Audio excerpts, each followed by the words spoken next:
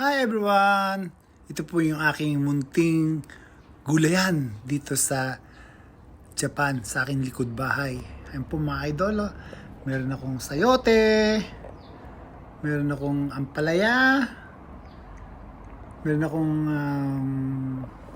alugbati, kamatis, meron akong pipino o cucumber, meron akong ampalaya. Ayan mga idol, oh. Tapos meron din po akong tawag dito, yung patatas, tapos luya, sibuyas. Nakakatuwa lang dahil nakabuhay ako ng ganyang, kasi dito po sa Japan, seasonal po kasi. Tingnan naman po niyo yung aking kamates. So mga ilang linggo lang, pakinabangan ko na yung aking kamates, di ba? Tapos meron ako ditong pipino. Ayan o. Mga ilang araw lang yan, napakabilis lumaki ng pipino. Nakaani na po ako dyan ng mga 7 pieces na malalaking pipino. At ito naman ang aking sayote. Inihintay ko na lang pong mamunga ang sayote. So first time po pong magtanim at first time po pong makakita ng puno ng sayote. Kaya naman tuwan-tuwa ako.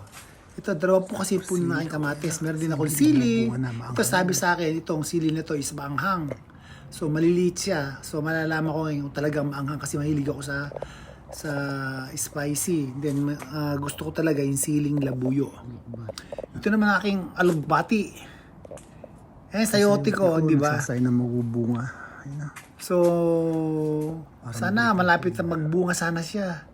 Kasi may nakikita na akong mga buko yung kailan magbubunga bawat ano niya, bawat diba?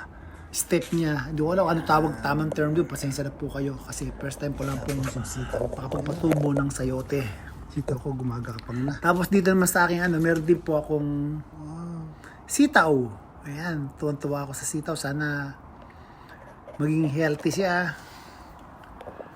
Para naman makakain ng sariwang sitaw, di ba?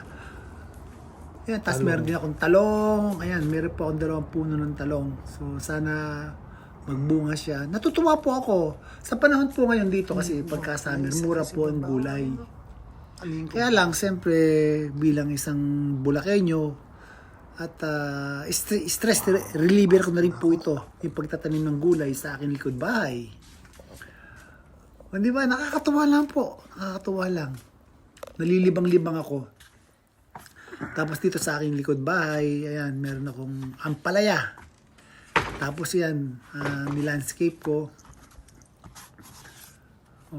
Nilagyan ko ng konting design. Pasok tayo sa aking loob bahay, mga idol.